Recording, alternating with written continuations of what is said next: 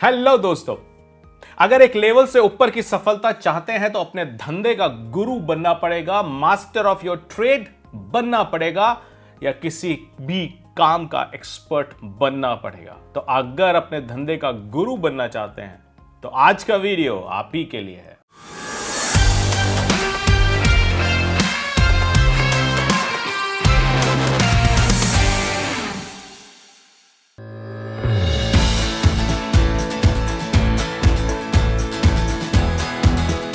सभी लोग लाइफ में सफलता चाहते हैं, बहुत सफलता चाहते हैं, ऊंचाइयों को हासिल करना चाहते हैं। इन सभी लोगों के लाइफ में अपने अपने हीरोज भी होते हैं, अपनी लाइन में, अपनी इंडस्ट्री में। लेकिन कई बार ये लोग भूल जाते हैं उन सीक्रेट्स को फॉलो करना जिनके कारण वो लोग हीरो बने हैं। और वही सब सीक्रेट्स आज मैं इस वीडियो में बताने जा रहा हूं। आपकी लाइन कोई भी हो सकती है, आपका काम कोई भी हो सकता है, आपका प्रोफेशन कुछ भी हो सकता है। आप बिजनेस कर रहे हो या पढ़ रहे हो या जॉब कर रहे हो, लेकिन सफलता की सीढ़ियां चढ़ने के लिए जो जरूरी चीजें हैं उनमें पैशन एंड पेशेंस सबसे पहले आता है। आपका अपने काम के प्रति अभूतपूर्व पैशन होना चाहिए। और यस, सफलता पाने में कुछ टाइम लगेगा, उसके नट्स एंड बोल्ट्स सीखने में कुछ टाइम लगेगा, तो उसके लिए पेशेंस भी होना चाहिए। काफी लोग काम शुरू करते हैं और शुरुआती काम जब करेंगे, काम नया है तो of course failures he failures मिलनी है, लेकिन ये फेलियर उनके पेशेंस पे अटैक करती है, उनका पेशेंस टूट जाता है, बहुत जल्दी हार मान लेते हैं, काम को करना छोड़ देते हैं और दूसरे महीने से कुछ और काम शुरू कर देते हैं। दूसरा काम भी कुछ ऐसा ही बिहेवियर करता है, पेशेंस इनका फिर 15 दिन, 20 दिन या 1 महीने में ब्रेक हो जाता है और तीसरे महीने ये कुछ और काम शुरू कर देते हैं।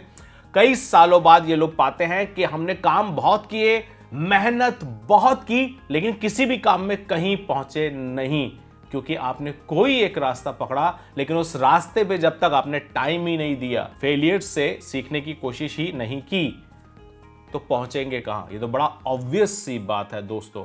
तो पैशन एंड पेशेंस नंबर 1 चीज है। नंबर 2 पे मैं बात करना चाहूंगा, लर्न द बेसिक्स। हर काम के कुछ ना कुछ बेसिक्स होते हैं और ये बेसिक्स जब तक आप स्ट्रांग नहीं करोगे, इनकी मास्टरी आप नहीं करोगे, तब तक ग्रोथ आना बहुत मुश्किल है।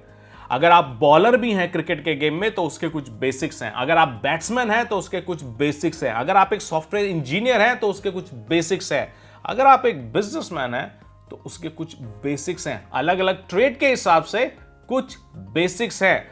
और गुरु अपने धंधे का वही बना है जिसकी जड़ मजबूत होती है। ध्यान से सुनिए, गुरु अपने धंधे का वही बना है जिसकी जड़ मजबूत होती है, और जड़ को हम बोलते हैं बेसिक्स। जितने ज्यादा स्ट्रांग बेसिक्स उतना बड़ा इमारत। यही होता आया है, जितने ज्यादा जड़ मजबूत उतना ही बड़ा बरगद का पेड़।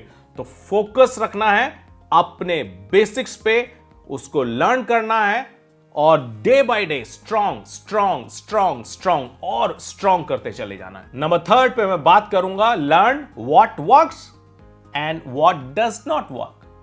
हर काम में कुछ चीजें ऐसी होती हैं जो काम करती हैं और कुछ चीजें या कुछ एक्टिविटी ऐसी होती हैं जो काम नहीं करेंगी।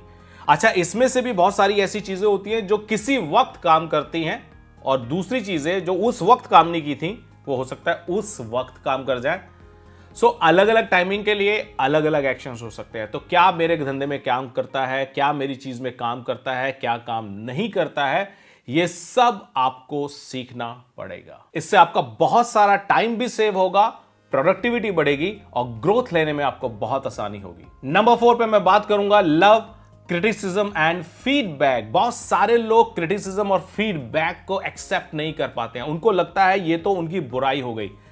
क्रिटिसिज्म एंड फीडबैक को हमेशा गिफ्ट्स की तरह लीजिए, बिकॉज पब्लिक आपको बता रही है, दुनिया आपको बता रही है, आपका ऑफिस, आपका व्यापार आपको बता रहा है क्या गलत कर रहे हैं, क्या सही कर रहे हैं। और अगर आपको मार्केट से मैसेज आ रहा है क्लियर कि ये चीज गलत हो रही है और इसको सही करने का ये तरीका है, तो इससे अच्छा गिफ्ट या फीडबैक कुछ हो ही नहीं सकता। तो क्रिटिसिज्म और फीडबैक को एज ए गिफ्ट लेना शुरू कीजिए, फोकस कीजिए, इंप्रूवमेंट कीजिए और आगे बढ़ते चले जाइए। Number 5, learn from the master of trades, यानी कि आपकी लाइफ में, आपके बिजनेस, आपके धंधे के हिसाब से, आपके काम के हिसाब से, आपकी लाइन में आपको देखना है कि आपके पास क्या कोई मेंटर, कोई गुरु है या नहीं, जिसने अपनी लाइफ में बहुत सारा समय उस धंधे पानी को दिया है, उस काम को दिया है, लर्न किया है और एक मुकाम हासिल किया है। ऐसे मेंटर्स के seminar, webinar, online courses, books, जो आपको मिल सके, जितना आपको मिल सके उससे लर्न कीजिए, फॉलो कीजिए, सीखने की कोशिश कीजिए। बिकॉज अगर किसी ने अपनी लाइन में 30 साल लगा दिए हैं तो वो आपको बता सकता है कि उन 30 सालों में उन्होंने क्या गलती की, उससे उन्होंने क्या सीखा, और ये गलतियां आपके लिए अमृत का काम कर सकती हैं। नंबर 6 पे मैं बात करूंगा, check as much as case studies you can. इसका मतलब जितनी भी स्टोरीज या केस स्टडी आपके चारों तरफ हो सकती हैं, उनको देखिए, सुनिए, पढ़िए। ये स्टोरीज, ये केस स्टडीज अपने आप में एक पूरा जीवन है।